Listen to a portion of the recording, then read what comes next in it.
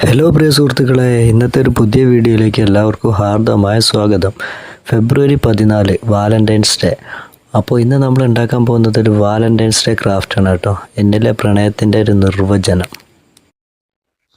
അതിനുവേണ്ടി നമ്മൾ കത്തിക്കാൻ എടുത്തു വെച്ചിരിക്കുന്ന വിറകിൽ നിന്നും ഒരു വിറക് കമ്പ് എടുത്തിട്ടുണ്ട്. അത് വെച്ചിട്ടാണ് നമ്മൾ ചെയ്തെടുക്കുന്നത്. ഇത് മെഷീൻ വെച്ചിട്ടാണ് ഇത് കൂടുതൽ ചെയ്യുന്നത്.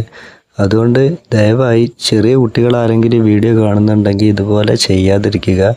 ഇത് നല്ല സുരക്ഷയോടുകൂടി ചെയ്യേണ്ട സംഭവമാണ്. ഇത് കൂടുതൽ ഞാൻ കയ്യിൽ വെച്ചിട്ടാണ് ചെയ്യുന്നത്. അങ്ങനെ ഒന്ന് മെഷീൻ വെച്ച് കട്ട് ചെയ്തെടുക്കാൻ വളരെ ബുദ്ധിമുട്ടാണ്. അതുകൊണ്ട് കുട്ടികൾ ദയവായി മെഷീൻ ഇതുപോലെ കട്ട് ചെയ്യരുത്. എല്ലാവരും സേഫായിട്ട് ഉപയോഗിക്കുക. എല്ലാം ഏറെക്കുറെ വിശദമായി തന്നെ ഈ വീഡിയോയിൽ കാണിക്കുന്നുണ്ട്. പ്രണയം സത്യത്തിൽ ഒരു തിരിച്ചറിവാണ്.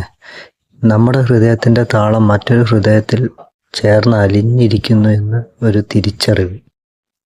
കാണാതിരിക്കാൻ കണ്ണോ ഓർക്കാതിരിക്കാൻ മനസ്സോ അനുവദിക്കാത്ത ഒരു തരം തിരിച്ചറിവാണ് ഈ പ്രണയത്തിൻ്റെ താളം. രണ്ടുപേർ പ്രണയത്തിലാകുമ്പോൾ ഇടയ്ക്കെങ്കിലും അവരെ തനിച്ചാക്കി പ്രകൃതിയും മറ്റു ജീവജാലങ്ങളും എങ്ങോട്ടോ പോകുന്നു എന്നൊരവസ്ഥ രീതിയിലൂടെയാണ് ചില സമയത്തെങ്കിലും പ്രണയം കടന്നു പോകുന്നത്. ഓരോ വസന്തകാലത്തിനും പൂക്കാനുള്ള ഒരു സ്നേഹമാണ് സത്യത്തിൽ പൂമരം. ഒരിക്കൽ നോവോടെ ആ പൂമരവും ഇലപൊഴിക്കേണ്ടതായിട്ടുണ്ട്. ഒടുവിൽ യാത്ര പറഞ്ഞു പിരിഞ്ഞ് പാതി വഴിയിലെത്തി നിൽക്കുമ്പോഴും ഒരു പിൻവളിക്കായി കാതോർത്തിരിക്കുന്ന പ്രണയവും. സ്നേഹിക്കാൻ ഒരുപാട് പേരുണ്ടാവും. പക്ഷെ അതിൻ്റെ പേരിലുള്ള വിഷമം അനുഭവിക്കുമ്പോൾ കൂടെ നിൽക്കാൻ സ്വന്തം സുഹൃത്തുക്കൾ മാത്രമേ ഉണ്ടാവൂ. സൗഹൃദത്തെ പ്രണയത്തിൽ നിന്നും വ്യത്യസ്തമാക്കുന്നത് അതാണ്. ചിലർ വീണ്ടും പ്രണയം മനോഹരമായി തന്നെ തുടരും. ചിലരുടെ മനസ്സിൽ പ്രണയം വീണ്ടും വീണ്ടും നഷ്ടപ്പെടുമ്പോൾ മനസ്സ് മരവിക്കും. ഏകദേശം തുരുമ്പെടുത്ത രീതിയിൽ മനസ്സിൽ ആ പ്രണയം അങ്ങനെ തുടരും.